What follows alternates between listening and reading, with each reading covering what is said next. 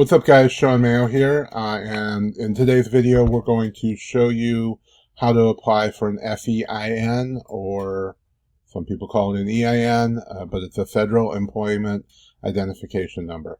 And if you want to be able to collect sales tax, which you need to do to be able to do wholesale in the United States, then you need an FEIN number. You need to register as a business, so watch our last video where we show you how to make an LLC. The next step is to apply for an FEIN with the IRS. It's completely free. We'll show you how to do that. It's pretty simple and straightforward. You do have to have your LLC or other business registered because you're going to need that information to be able to get an FEIN. Once you have an FEIN number, then you can register for a sales tax number with whatever state that you registered your LLC in. It seems like a lot of steps. It's super simple. We're going to jump over and show you. We'll have a link down in the description showing you where to go to apply for your FEIN, or you can just search for IRS and FEIN, and then it'll show you the link. So they have it in a bunch of different languages: English, Spanish, some kinds of Asian languages, I assume, Japanese, Chinese, Russian, Vietnam, and some others. So one of what I say the weirdest things about getting your FEIN number is that even though it's a website, they have hours of operation. So you can only do it during IRS business hours, which it shows here, Monday through Friday, 7 a.m. to 10 p.m. So outside of those times, you won't be able to do it. And another thing that's very important when you register this, you need to download a copy. They'll show it on your screen, basically a PDF of your FEIN. You need to save that. You can't come back and get it again. I've had this problem. I know dozens and dozens of people that we've worked with who have had this problem. I'm sure thousands of people have had this issue, but you will need to either write to the IRS or call them and usually wait on hold for hours, and then they will mail it to you. So it's vitally important when you submit your application, you get your EIN number instantly. And you need to save that.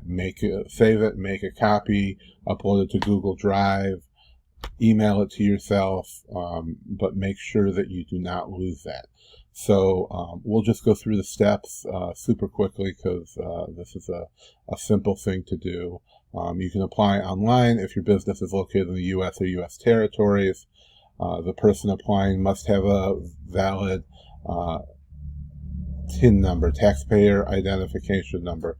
So that's an ITIN. Another EIN, which would be if one business is owning another business. So most of you aren't going to have to worry about that. Or if you're a U.S.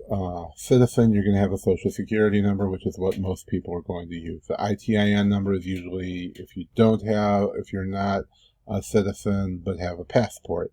You're limited to one EIN per responsible party per day. So that's the person who controls the entity. Next, understand the application. Obviously, you only have 15 minutes of an activity, and submit your application. So we're going to go, there's a lot more information on here that you may or may not need to know for your business, but I'm going to go through the basics and show you everything you need.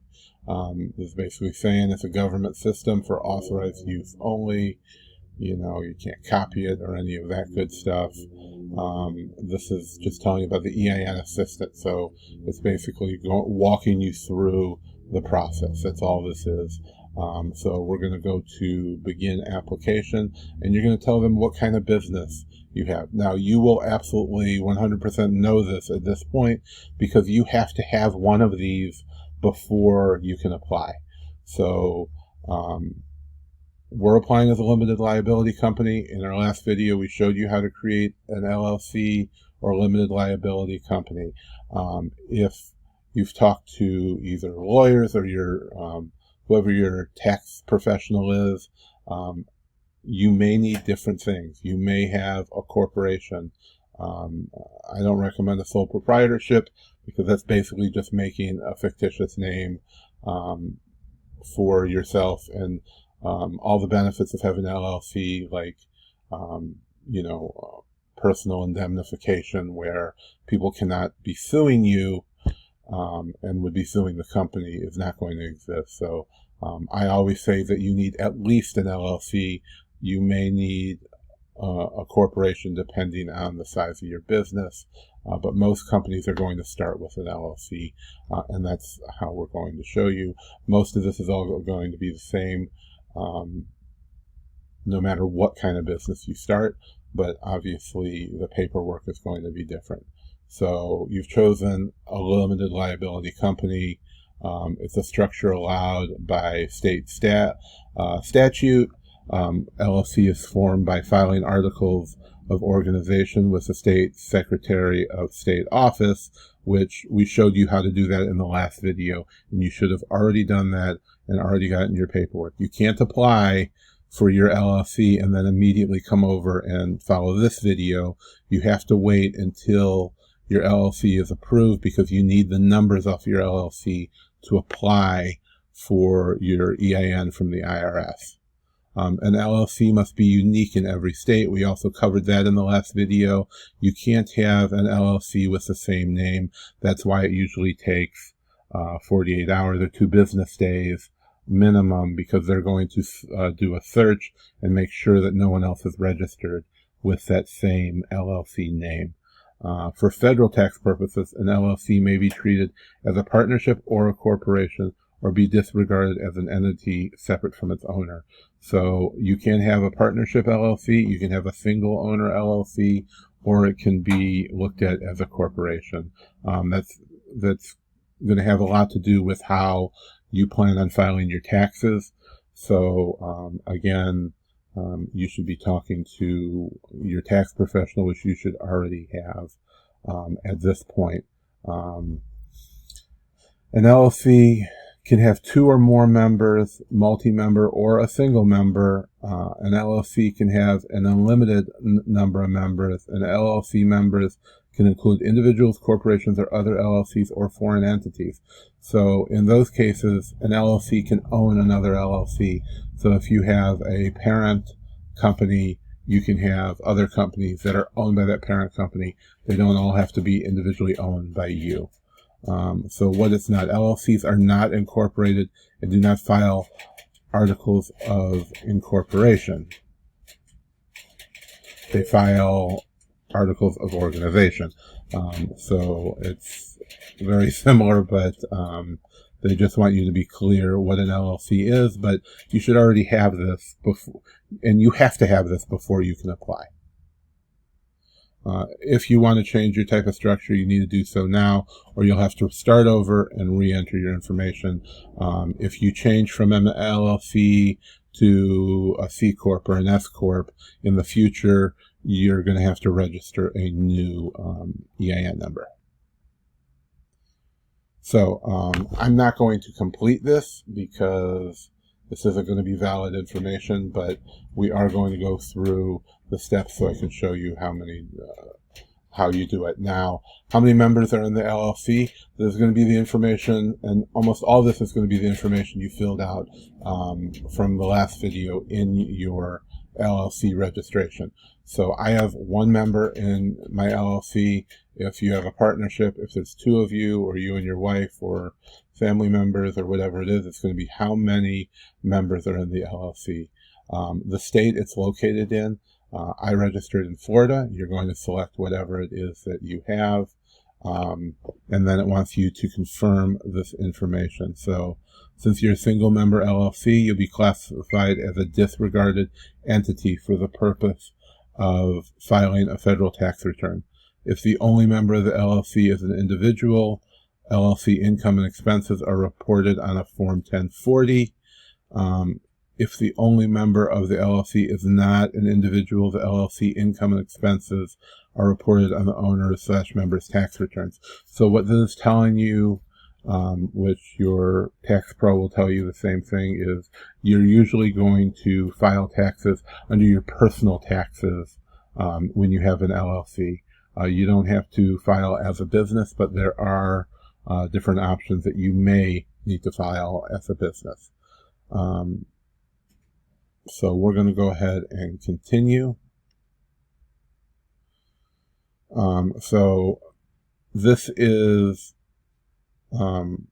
asking you why you want an EIN number. So did you start a new business? Did you hire employees?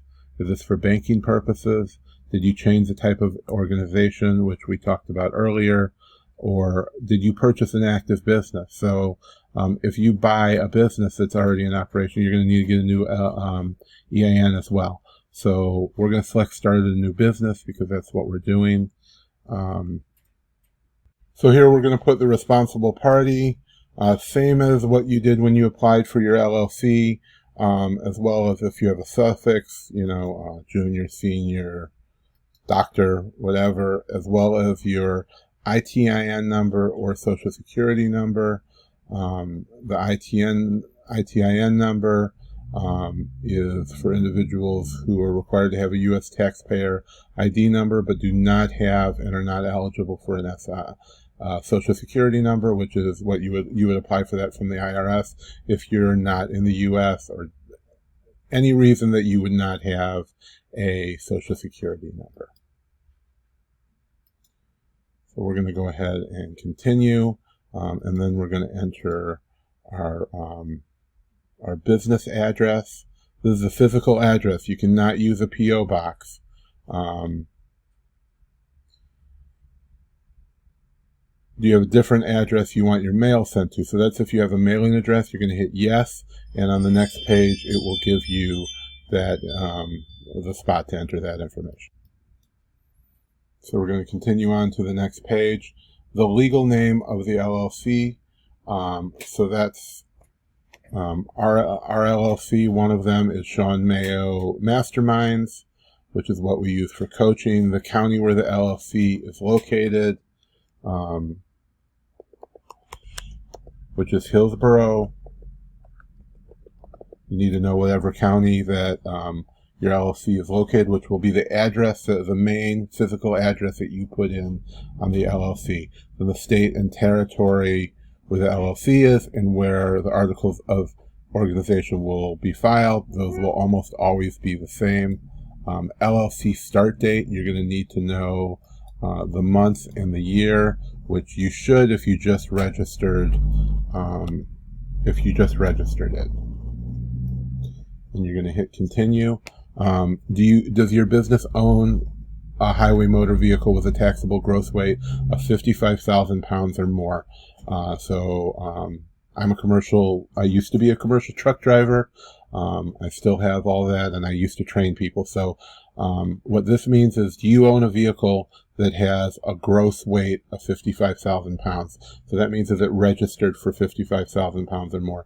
This is a pretty big vehicle. This is going to be a larger box truck, a tractor that would pull trailers, things like that. So you can see that on the registration. You can see that on the little VIN tag inside the door. For the most part, I think everybody's going to say no, especially since you just registered this. Does your business involve gambling? So if you're doing this for Amazon, it's probably going to be no. It could be yes for depending on why you're watching this video. These are all pretty self-explanatory. Does your business need to file Form 720, which is quarterly federal excise tax return? Most people it's going to be no, but these are when you have a pretty sizable income for this business. So you can click on that and see a lot of the reasons that you would answer yes. Does your business own or lease an aircraft? Does your business mine coal? Do you sell tires that you manufacture as your business? Does your business import vehicles that do not meet standards for fuel economy? And so on. There's quite a few of them. If you have an online business or an Amazon type business, the answer is probably going to be no. But when you get here, you go ahead and click on that and make sure that you know what you need to do for that. As I said, each business is going to be a little different. Do you sell or manufacture alcohol, tobacco, or firearms? Do you have or do you expect to have any employees who will receive W-2s in the next 12 months? And that requires additional filings with the IRS. Now it's going to ask what your business or organization does. So I'm assuming that most people watching my videos are doing e-commerce of some kind, or are in the Amazon business, doing FBA or something else with Amazon. So that's what I'm going to show you how to select that. But of course, you can click on any of these blue boxes, and it's going to give you more information on what kind of businesses those are. So if you're doing any kind of Amazon selling where you're actually selling physical products, or if you have an e-commerce store of some kind, it's going to be retail. That doesn't mean a physical store. Retail store, internet sales, direct sales like catalog, mail order, door-to-door, auction houses, selling goods on auction sites. That all falls under the same thing of retail. Retail is you are reselling items to a consumer. I'm going to select that here, but maybe if you're doing wholesale, if you're buying from the manufacturer and selling to people like Amazon sellers or retail stores, something like that, that would be wholesale. If you're operating a warehouse where you may just be holding things, handling returns for Amazon sellers, for example, or taking items in and then resending them to Amazon or selling them when somebody's, sells a product on a site, then that would be warehousing, and so on. But, just look at all the options and decide what actually matches your business. If you have any questions, shoot us a message and we'll be happy to help you. So you've chosen retail, so now you have to narrow that down even more. So are you selling goods exclusively over the internet? If you're an Amazon seller, e-commerce, 100% seller, then that's going to be you, or even if you're just selling on eBay. If you sell from a storefront, so that's going to be, we also have a retail store, a retail toy store, so, you would specify what type of store. If it's, a toy store or lawn and garden or whatever it is. For this, we're going to choose selling goods exclusively over the internet. So this is where I'm going to stop, because after this, we're going to have to complete this. It's going to ask if you want to receive a letter by mail, up to 4 weeks for delivery. It takes a lot longer. I can tell you that because of COVID and the decline in the USPS system right now. I would always request receive a letter online. You can print it out. It's going to be a PDF file, and you hit continue. This is the end of it. I'm going to exit from here so that there's no legal issues. But this is all you need to do. And then watch for the next video. We're going to show you how to create your own sales tax ID. Now, your LLC and this form, your FEIN, means really nothing to any kind of wholesale or brand you're going to buy from. All they want to see is your sales tax ID, because to have a sales tax ID, you have to have these other things. You cannot get a sales tax ID without having your FEIN number. They all want you to enter that in the application process, and the only way to get that is to have a business already created. So, it's you have to go through these steps to get the sales tax ID. And then we'll, in other videos, we'll show you how we actually apply to these businesses. I will tell you, in every case, you need to submit that sales tax ID with your application, because they're always going to ask for it. So the more steps you can take out of from the wholesale distributor slash brand, the easier it's going to be for you to open an account.